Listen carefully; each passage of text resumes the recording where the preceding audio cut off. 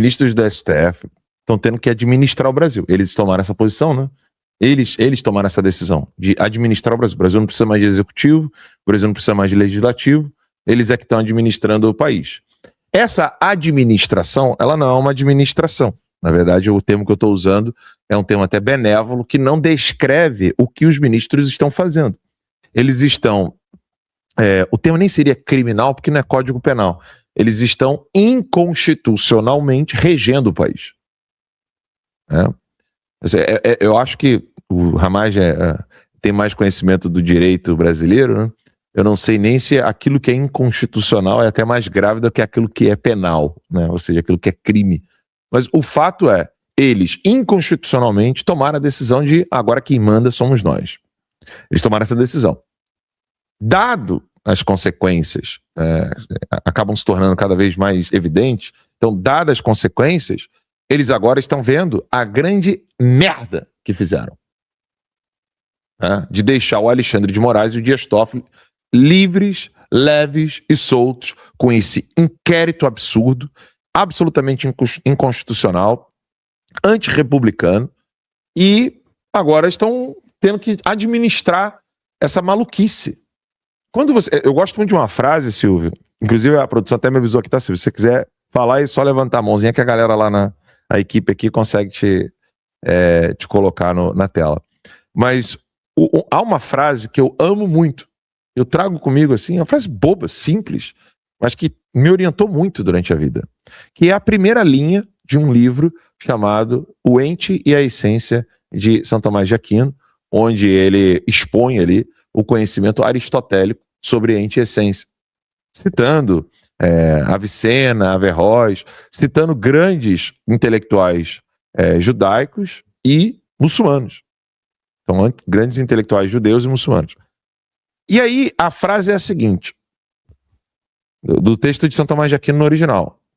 Quia parvus error in principio magnus est infine. Quia parvus in principio magnus est infine. Em latim é bem simples, dá até para entender um pouco, né? Em português seria porque, quia, parvus, pequeno, porque um pequeno erro, parvus erro in principio, porque um pequeno erro no princípio, magnus est infine. Fica grande no final.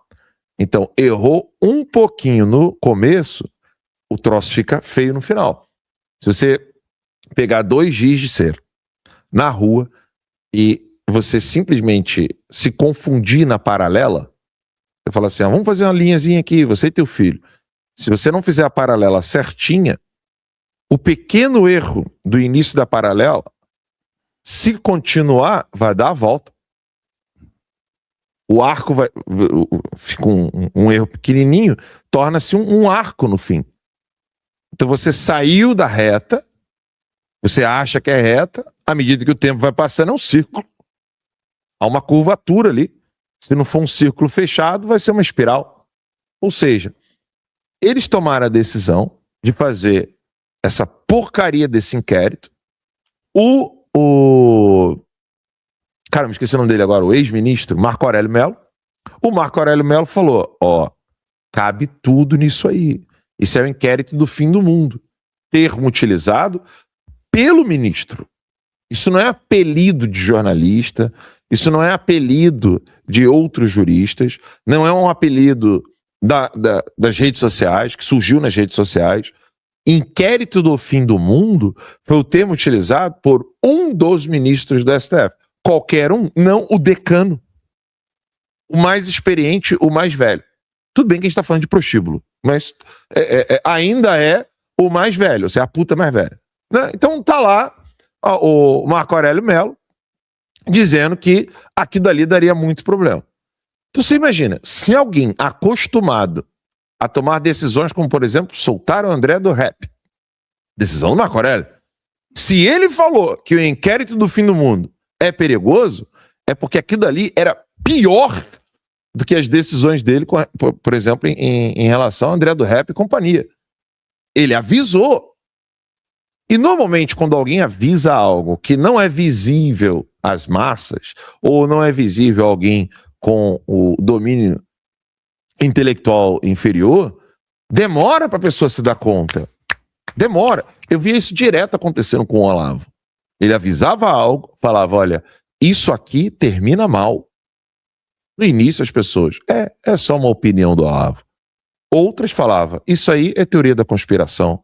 Outros diziam, ele é astrólogo, ele é maluco, ele não tem ensino superior, o Olavo só estudou até a 4ª série, né? E aí ele fala, isso aí é coisa de quem só estudou até a 4ª série.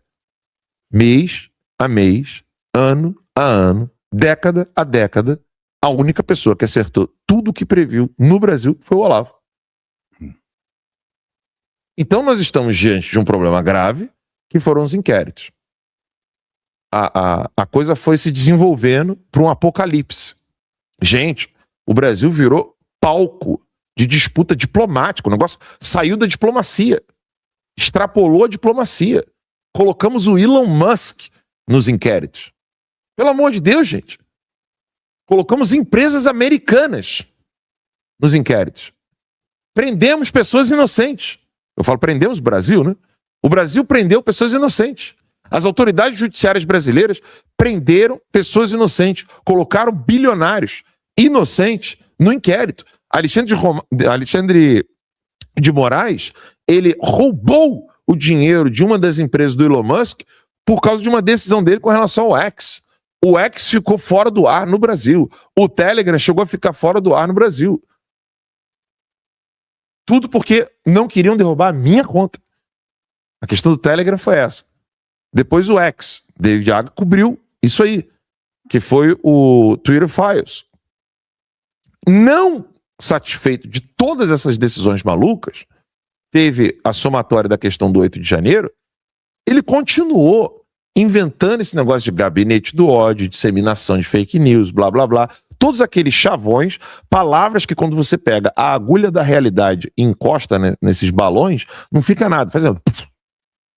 Tem um tempo para isso. Flatus votis. Palavras que não tem nada. É peito. Flatus. Mas é peito. São palavras que não têm nenhum significado na realidade. Disseminação de fake news. O que é isso?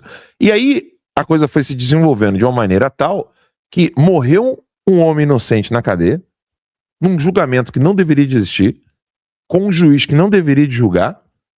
Depois mulheres, idosos foram presos, continuam presos, outros tiveram de ir para o exílio. Nós temos uma multidão de brasileiros no exílio. A coisa foi piorando. E aí quem tomou todas essas decisões está envolvido até o pescoço com o Banco Master. Contratos milionários. O Banco Master é uma fraude bilionária, não é milionária, é bilionária. E aí a sanha continua, né? Porque psicopata não para, né? Aí agora veio essa questão do Bolsonaro. E digo mais, tá? A caminhada do Nicolas mostrou que se tiver algum tipo de assassinato a Jair Messias Bolsonaro, a situação piora. Mais e mais e mais e mais e mais e mais. Porque o que eles acreditavam? Eles acreditavam que nenhum político ia poder ter capilaridade popular para convocar o povo para nada.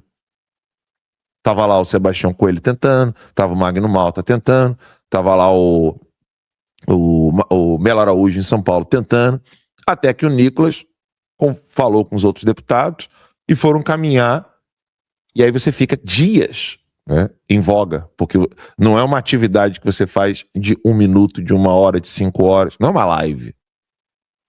Por isso que nós falávamos tanto aqui da necessidade dos deputados agirem. Quando eles agiram, eu elogiei mesmo. Exatamente por causa disso. Porque não é uma atividade de minuto, de hora, onde você, noticia, acabou, morreu. Não, ela perpetua durante os dias ali.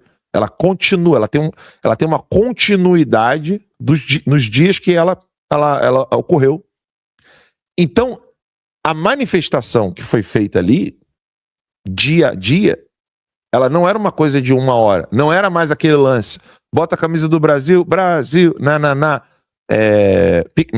micareta, né? Carnaval fora de época dos conservadores, o pau torando, não tinha ninguém tocando musiquinha, não tinha ninguém fazendo, o Max vai falar agora, lembra do Silas, como é que era?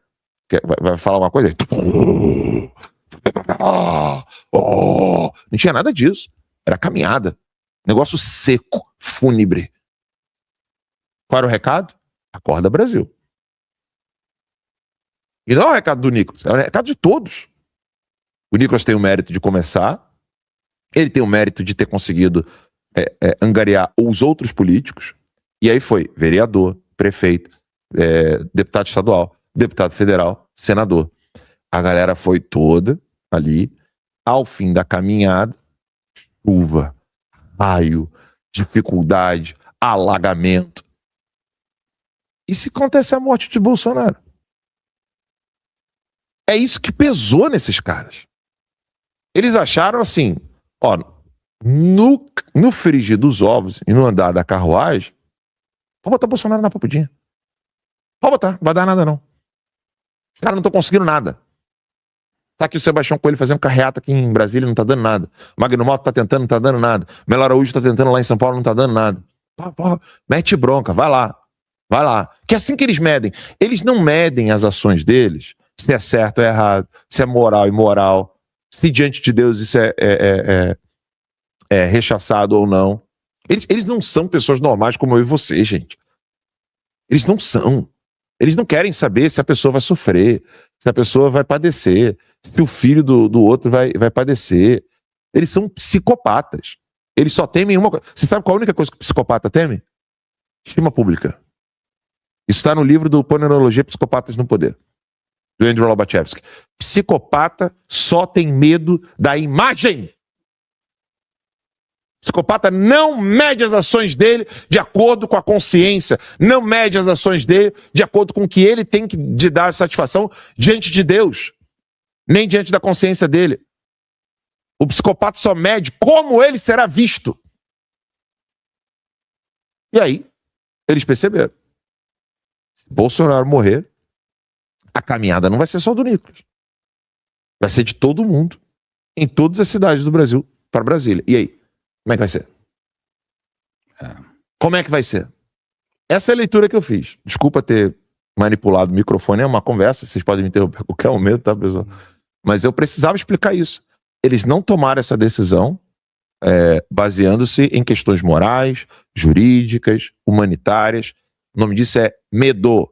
Psicopata tem medo, mas só tem medo de uma coisa: a imagem. O psicopata tem que manter a imagem dele. Se a imagem dele tá tranquila, ele faz qualquer atrocidade por trás das câmeras, por trás de um papel, por trás da imagem dele.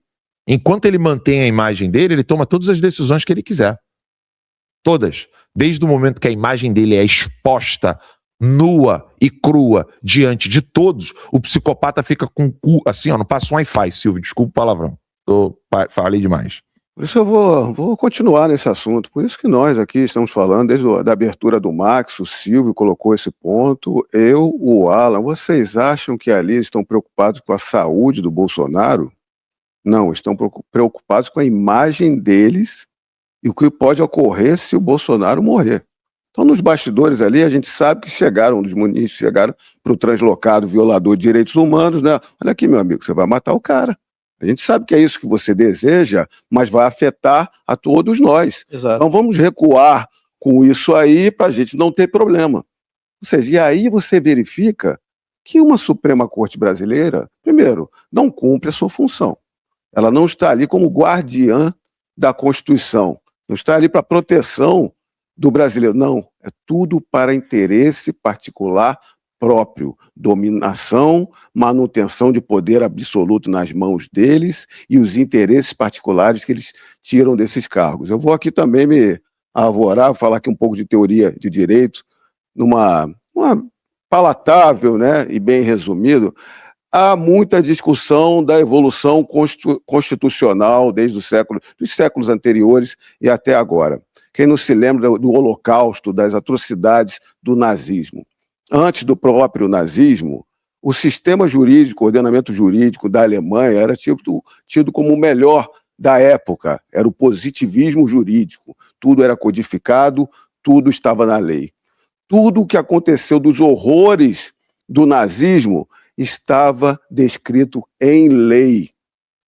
Aí aconteceu aquela ruptura, Por quê? Não se pode promover essas atrocidades dentro da legalidade. Depois do horror do nazismo, o constitucionalismo mundial evoluiu para a força normativa dos princípios. Então, não é regra escrita, mas quais são os princípios de proteção, garantias e deveres para todas as pessoas. O que aconteceu? O judiciário ganhou muita força. Essa juristocracia ganhou muita força. Poder absoluto. Porque tudo agora é analisar princípios dentro da nossa Constituição. Quando surgiu a ADPF, Ação de Descumprimento de Preceito Fundamental, isso foi terrível no nosso ordenamento, na nossa Constituição, porque tudo é invocado para o STF, tudo que acontece com o Executivo, com o Legislativo, com todos nós, vai para o STF e ele determina tudo, porque ele analisa os princípios. Onde eu quero chegar? A base completa, o vetor principal da Constituição, da força normativa dos princípios, é a dignidade da pessoa humana. Com Jair Bolsonaro, estão protegendo a dignidade da pessoa humana? Essa prisão domiciliar humanitária, o princípio fundamental desse instituto é a dignidade da pessoa humana.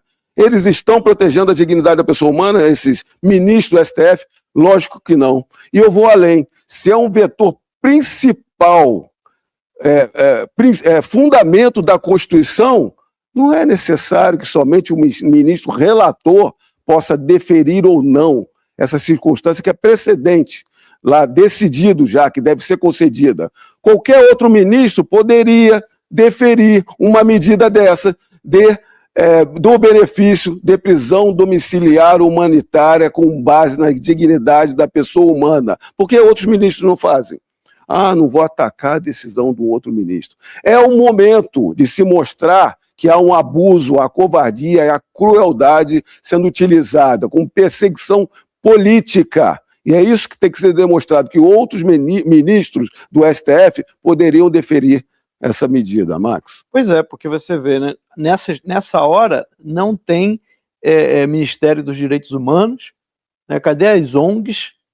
Cadê aquele pessoal que sempre vem, né, defendendo, não, por causa da dignidade dos presos, é uma pessoa que tem comorbidades, uma pessoa que tem lá seus problemas de saúde e obviamente precisa de uma atenção, né? Eles defendem tanto, se fosse traficante, assassino, estuprador, se fosse qualquer tipo de criminoso, aí você teria uma série de grupos, tá, querendo defender e colocar como se fosse um escândalo.